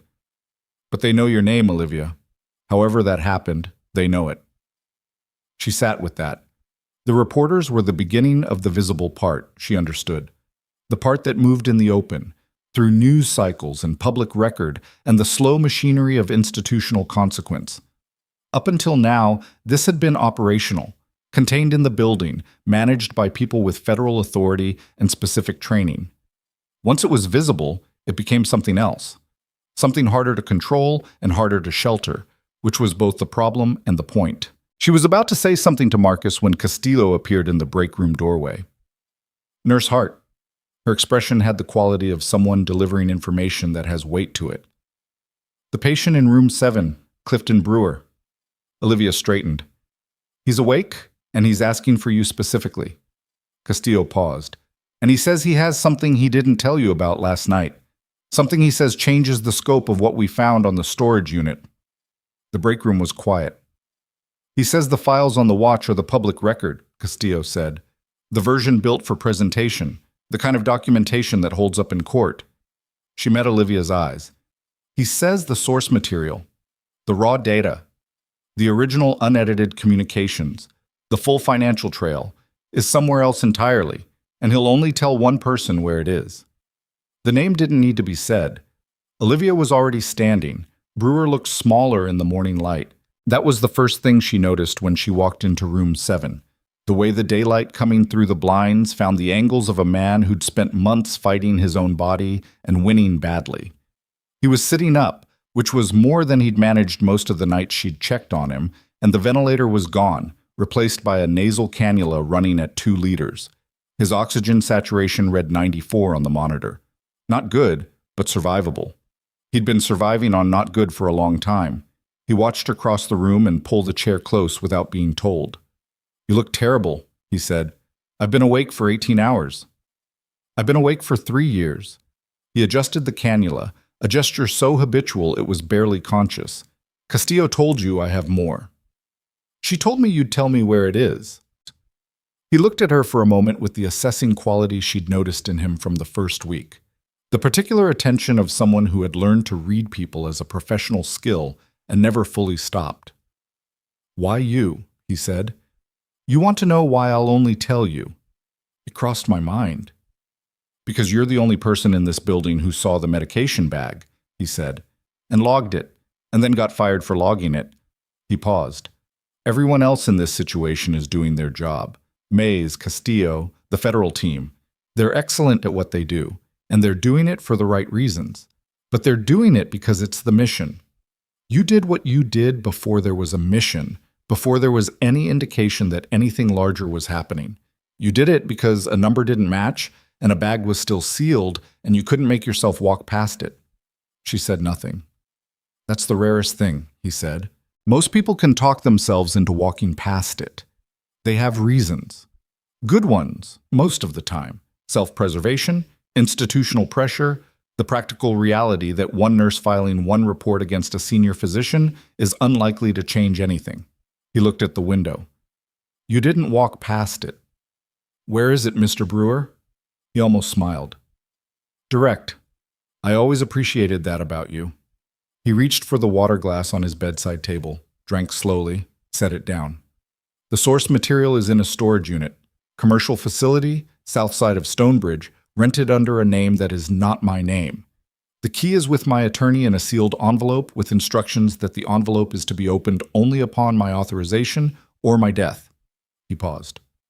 "I'm authorizing." He gave her the attorney's name and office address, which she wrote on the back of a patient education pamphlet she found in the drawer because it was the only paper available. "The facility unit number," he continued, "is inside the envelope. The storage unit itself requires a secondary key that is not with the attorney." He looked at her steadily. "It's been in this room the entire time." She looked at the room, at the monitoring equipment, the IV stand, the bedside table, the photograph on the table, a landscape, mountains, something he must have asked someone to bring him because the hospital hadn't provided it. The personal items drawer, now empty of the watch. "The photograph," she said. He nodded once.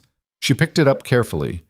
It was mounted in a thin frame, the cheap kind you got at a drugstore, and when she turned it over, the backing panel was secured by 4 small clips. She released them. Behind the backing, taped flat, was a small brass key. She held it up. "Everything on that drive is original," he said. "Unedited. Full financial architecture, the shell companies, the billing processor relationships, the payment routing, internal communications between network principals going back 11 years, and a separate file with the names and credentials of every individual in oversight positions who received payments." He paused. 31 names across 5 states. 31. Not just the state board member in the photograph, a systemic corruption of the regulatory structure that was supposed to catch exactly what they were doing, built and maintained over more than a decade. "This is going to take years," she said. "Yes." He said it without apology or self-pity, just acknowledgement.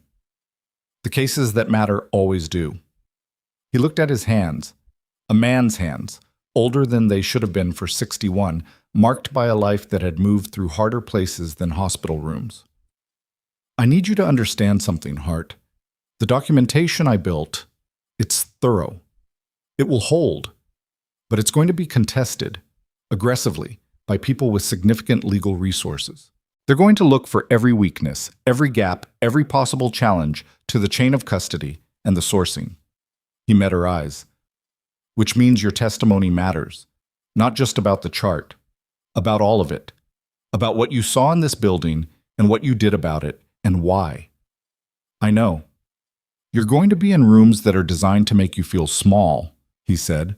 Deposition rooms, hearing rooms, conference rooms full of expensive attorneys who are going to try to construct a version of Olivia Hart that is easier to dismiss than the real one. He paused. Don't let them. She looked at him for a moment. That's what I was going to tell you. He did smile then, a real one, brief and tired and genuine. Give the key to Castillo. Tell her about the attorney. He leaned back against the pillow. And then, for the love of everything, go sleep somewhere. She stood, held the key for a moment in her palm, small and ordinary, and carrying 9 years of documented truth inside whatever lock it fit. You're going to have to testify too, she said. I know. Your lungs will hold long enough. He said it with the flat certainty of a man who had decided. I didn't spend 3 years building this to let it fall apart because I'm too tired to finish it. She believed him. She gave the key to Castillo in the hallway outside the ICU and explained the attorney, the storage unit, the secondary key, and what Brewer had told her about the contents.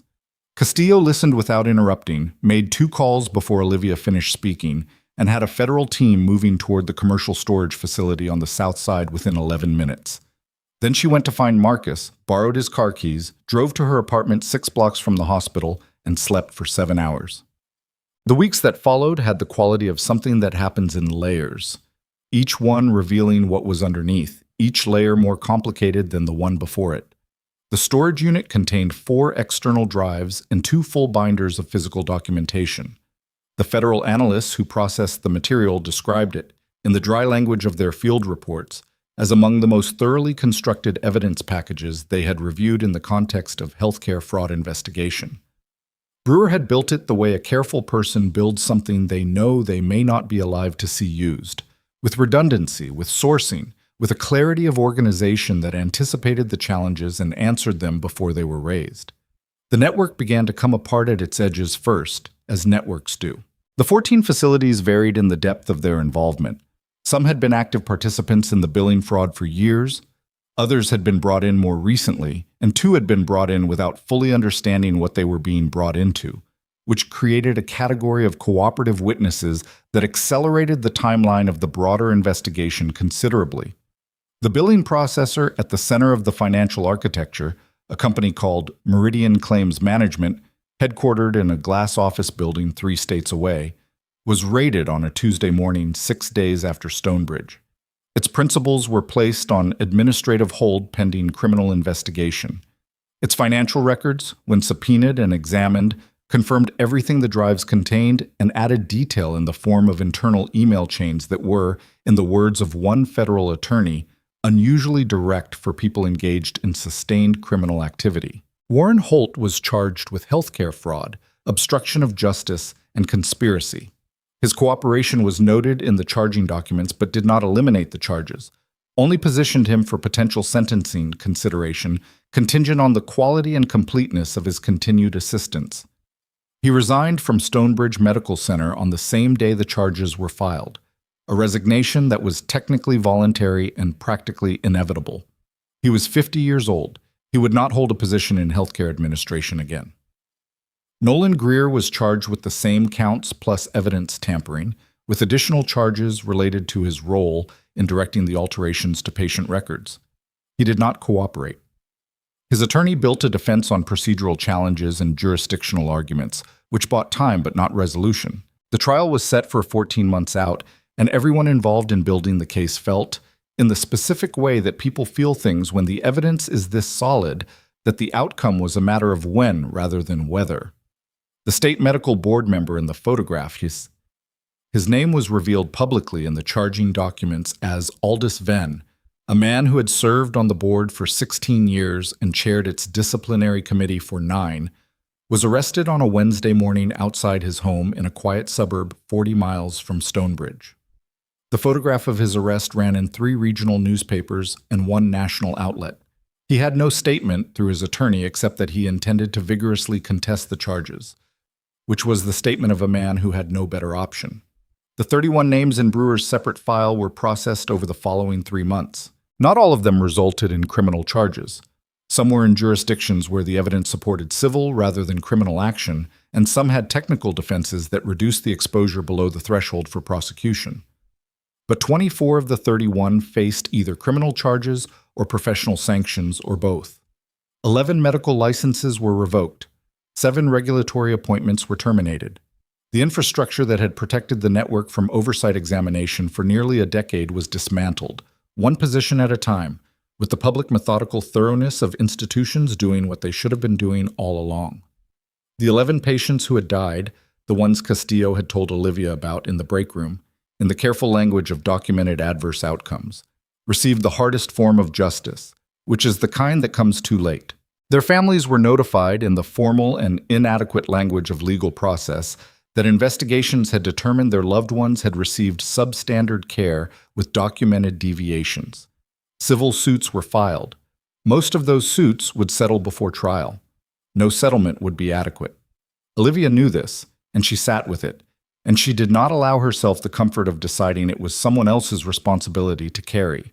The 4 adverse outcomes at Stonebridge specifically, including the 2 deaths, were reviewed by an independent forensic medical panel appointed by the State Attorney General's office. The panel's findings, released 8 weeks after the initial investigation, were specific and unambiguous about the role of treatment deviations in 2 of the 4 cases. The families of those 2 patients received their notifications on the same day. Olivia read the panel report the night it was released, alone in her apartment, and she sat with those 2 names, people she had never met, whose charts she had never seen, who had been in this building before she arrived, for a long time. She gave her formal deposition 6 weeks after the night of the mass casualty event. The room was exactly as Brewer had described, designed to function like a space where the truth was just another variable to be managed, where expensive attorneys asked questions constructed to create the impression of ambiguity where none existed. They spent 40 minutes on her employment history, the gaps in it, the classified nature of her prior service. They spent 20 minutes on her relationship with Mays, implying a coordination that hadn't existed before that night. They spent an hour on the specific language of every report she'd filed, looking for inconsistencies between versions, finding none because she'd written every one of them with the understanding that inconsistency was a gift to the people she was writing against. She answered every question in the same register she'd used on the ER floor during the surge, level, precise, unhurried, without giving anything that wasn't asked for, and without withholding anything that was. The attorney across from her was very good, and she could see him recalibrating, halfway through, the way people do when they've prepared for one kind of witness and gotten another. After the deposition, in the hallway outside the federal building, Castillo found her. "You did well," Castillo said. "I told the truth. That's what doing well looks like in there." Castillo paused. "For what it's worth, meet. And I know it's not worth much, given the circumstances. The work you did before any of this became federal business is the reason Brewer is still alive. The chart discrepancy reports you filed created enough scrutiny that whoever was managing his treatment had to be more careful than they would have been otherwise. We think that caution is what kept the interventions from escalating."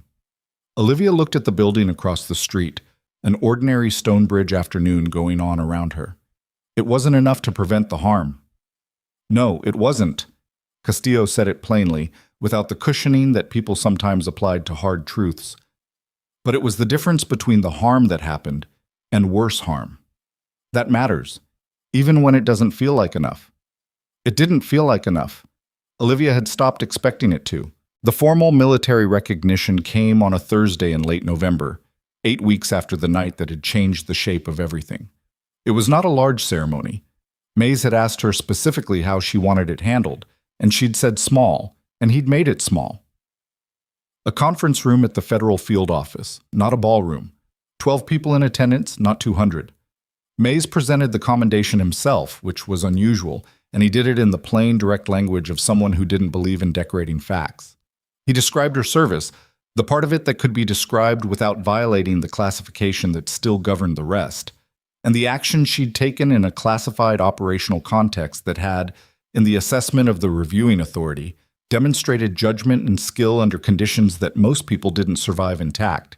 He described the 14 months at Stonebridge and what she'd done there, which didn't require classified language because it was all on record and most of it was about to become public record anyway.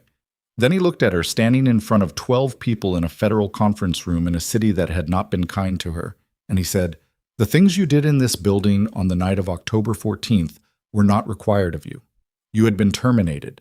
You had every legal and personal justification to walk out those doors and not look back. The fact that you didn't, the fact that it didn't even appear to be a meaningful choice for you, is the most accurate summary of your character that I can offer." He placed the commendation in her hands. She looked at it for a moment, small and formal and carrying the weight of a system acknowledging what it had failed to acknowledge while it was happening. "Thank you," she said. Then, because she felt the room expected more, and because she was never going to be someone who gave a speech when the situation called for honesty, "I want to be clear that I didn't do what I did because I'm particularly noble. I did it because I couldn't not do it. There's a difference, and I think the difference matters." A few people in the room looked at each other. Mays looked at her with the not-quite smile. "The people who run operations like the one at Stonebridge," she continued, "count on the fact that most people can find a reason not to act. That reason is usually rational. It usually makes complete sense in the moment. It's usually the thing that protects your job and your stability and your sense of how institutional machinery is supposed to work. I understand why people make that choice. I've made it myself in other circumstances." She paused. "But at some point, the cost of the choice catches up to you. The sealed medication bag, the altered number, the patient in Bay 4 who nobody was watching. Those things have a cost whether you act on them or not. The only question is who pays it." She looked at the commendation in her hands. "I didn't want the patients of this network to pay it because I was afraid of what acting would cost me. That's all it was. That's not heroism. It's just a decision that someone has to make, and it might as well be made by the person who can see what's happening." The room was quiet. Mays said quietly, "It might as well be." Stonebridge Medical Center reopened under interim leadership 2 weeks after the federal investigation began, with a federal monitor embedded in the administrative structure and an independent patient safety board overseeing clinical operations. The interim director was a woman named Hara Solano, who had spent 20 years in healthcare regulation and had the particular kind of energy that came from being done with patients for the alternative. She called Olivia 3 days into her tenure. "I've read your employment file," Solano said, "both the version that was in the hospital's system and the more complete version that the Federal Review surfaced." "The hospital's version had some inaccuracies," Olivia said. "I noticed." A pause. "I'm not going to offer you your old position. Your old position was a function of an institutional structure that no longer exists." "I understand." "What I'm offering," Solano said, "is the Director of Patient Safety role. It's a new position. It doesn't exist yet in any formal sense. I'm building the infrastructure for it as part of the reform requirements under the Federal Monitor Agreement. The mandate is to build a clinical oversight system that makes what happened in this hospital structurally impossible going forward." Another pause. "I want someone in that role who understands both why it failed and what it takes to not fail when the institution is working against you." Olivia stood in her kitchen in the apartment 6 blocks from the hospital, looking out the window at the ordinary street, at the November morning and its bare trees and the traffic moving through it in both directions. "I'm not a director," she said. "You ran an ER floor through a mass casualty event on the night you'd been fired.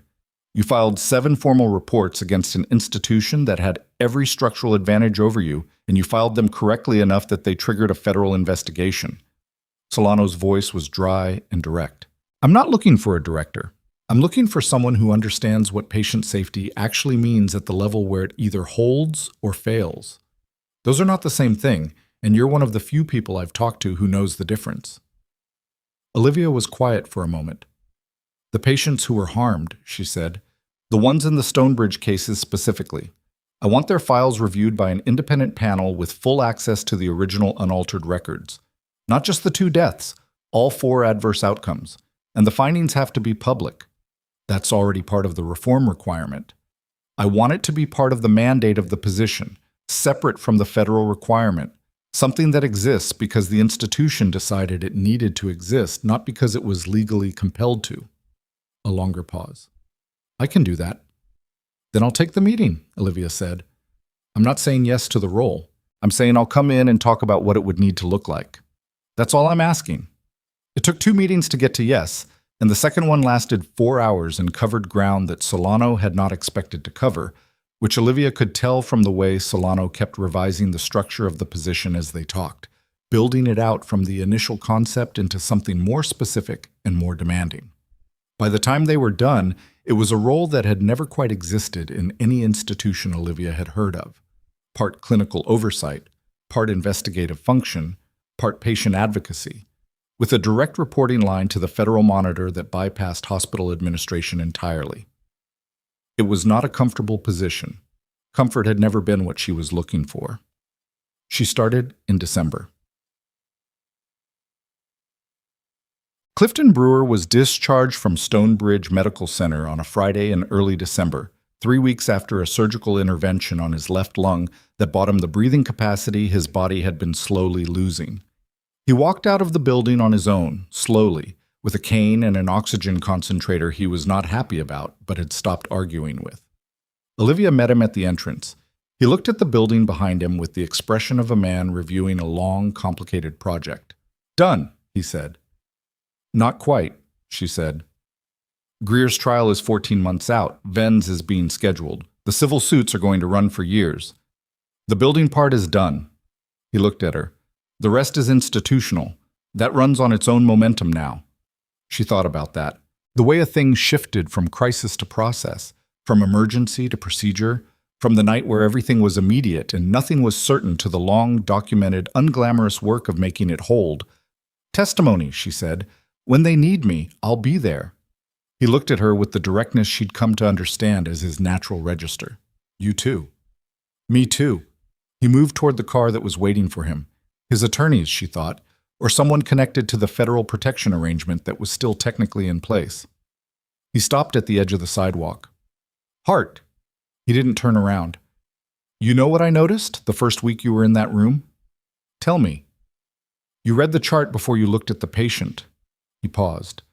"Most nurses, they look at the patient first, and that's right. That's the correct instinct, the human one. But you read the chart first because you already knew something was wrong with it, and you needed to know how wrong before you walked in." He turned his head, not quite looking at her. "You were protecting that man before you decided to, before you even knew you were doing it." She didn't say anything. "That's not a skill," he said. "That's a disposition. It's the thing that either got you into trouble your whole career, or it's the thing that made you useful." He started moving again. In this case, it was both. She watched the car pull out of the lot and merge into the ordinary traffic of a December morning, and she stood there on the sidewalk for a moment with the cold air on her face and the building at her back. The building that had fired her, that had tried to make her small and then discovered she was the wrong person for that, that was now going to be the place where she spent the next chapter of whatever she was doing. She thought about the 2 names. The patients, the ones she hadn't been able to reach in time, whose harm had been accumulating in altered records before she ever walked through these doors. She thought about the sealed medication bag and the number that didn't match, and the fact that she couldn't make herself walk past it. She thought about what it cost, in any institution, in any system, in any room where power has decided what the truth is. What it costs to be the person who looks at the thing everyone else has learned to not look at, and who keeps looking, and who writes it down, and who does not stop. The cost was real. She wasn't going to pretend it wasn't. You lost things. You lost comfort and certainty and the small daily peace of not being in conflict with the people who control your professional existence. You lost the version of yourself who might have had an easier time. She'd lost those things in a classified unit years before she'd ever lost them at Stonebridge. And she'd lost them at Stonebridge without fully deciding to, and she'd probably lose them again in whatever came next. But the sealed medication bag was still sealed. The number still didn't match. And somewhere in every institution, in every system that deals with human lives and human needs, there was a chart with a discrepancy and a patient in a bay that nobody was watching, and the question was never really whether someone would eventually see it. The question was whether the person who saw it would be the kind of person who kept looking. She went back inside. There was work to do. Some people spend their careers learning how to survive institutions. A few spend them learning how to make institutions survive the people they're supposed to serve. The difference between those two lives is not talent. It's not even courage, exactly. It's the willingness to believe when every practical signal says otherwise that the number on the page should match the number in the lab, and that when it doesn't, that matters. It has always mattered. It will always be worth the cost of saying so.